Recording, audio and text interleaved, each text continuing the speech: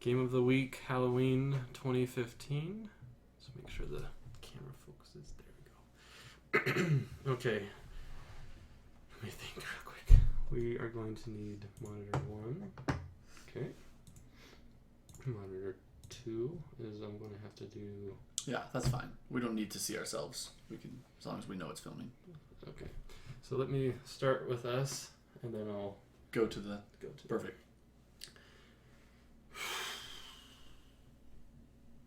So, do you want me to just introduce this to you?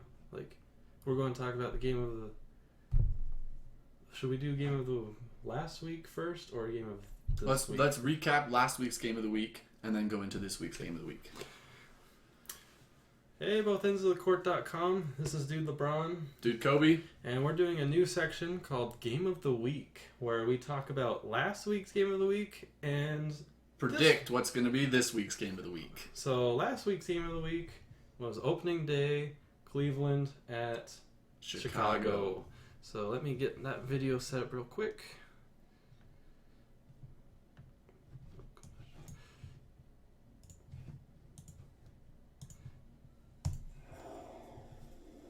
Chicago hosting the Cleveland Cavaliers and our president, Barack Obama. It's the season opener for both teams. And there are the two stars of the show. LeBron James got his flow going early. 25 points, 10 rebounds, 5 assists for the King. As for Derrick Rose, coming off an orbital fracture, had a strong game as well. Rose, looking determined and injured, at least facially. Drives, gets the lay-in. Then Rose strips the ball from Dellavedova. Finds Ejuan Moore in transition and the finish. Then Rose around the screen, stops, hops, banks it in. And then Rose down low, too slow. 18 points, 5 assists. Fourth quarter now. Cavs down 4. LeBron. Just inside the three-point arc. It's good.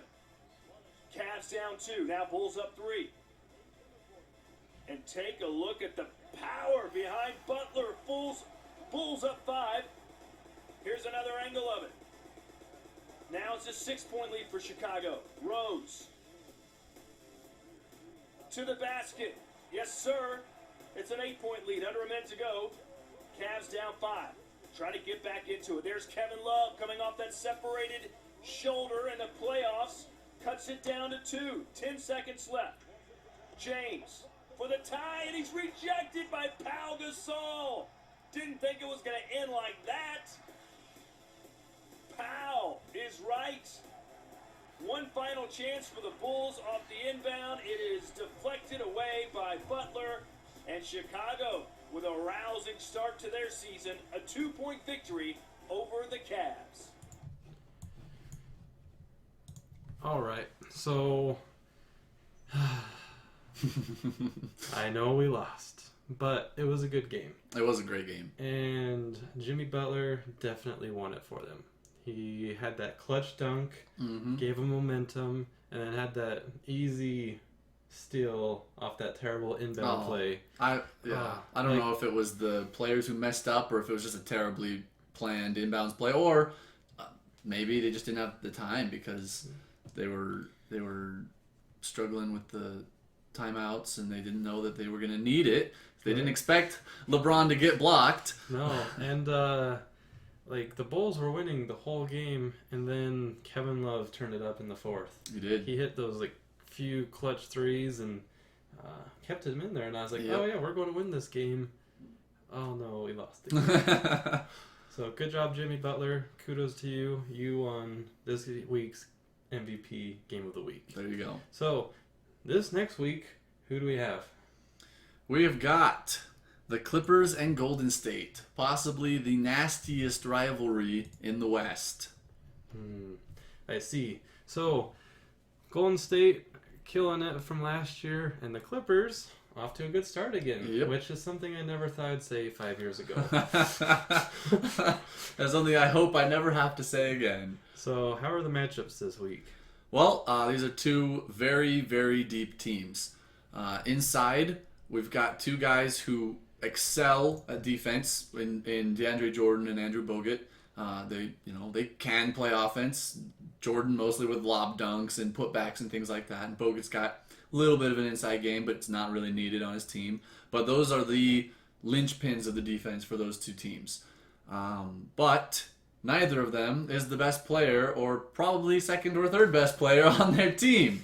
Right. We've got a premier point guard matchup in Stephen Curry, who I believe is the best point guard, if not the best player in the league. Chris Paul, who has been considered the best point guard in the league for a long time.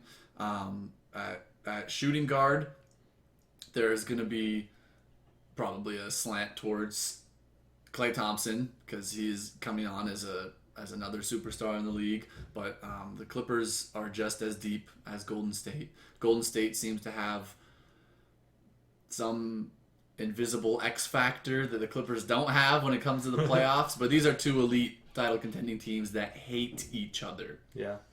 So what do you think like the keys to success for the Golden State would be this week?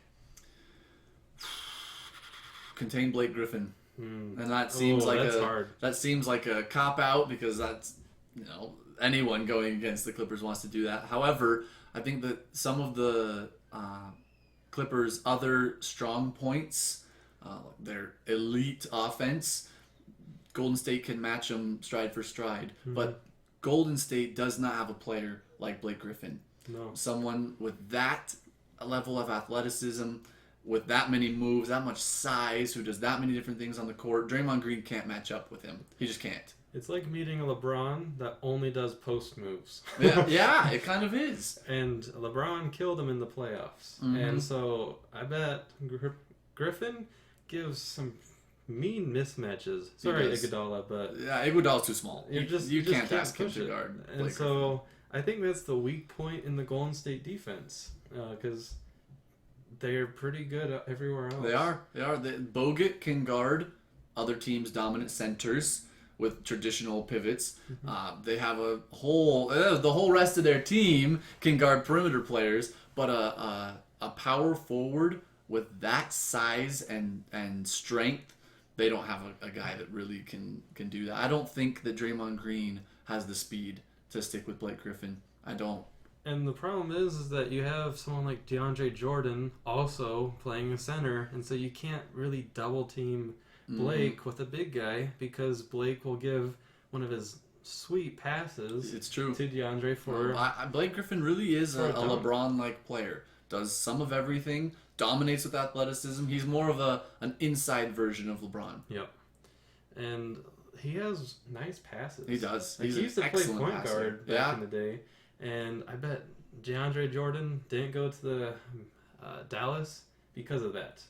Because he can get lob passes from a big guy. It's true. And they run the court, and it's just amazing. Yep. So what are your keys to success for the Clippers?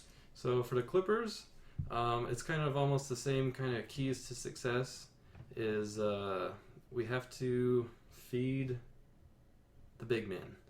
Okay. So basically don't let Golden State solve your mismatch problems. Yeah, because they're going to get their threes off. Like, what are you going to do about it?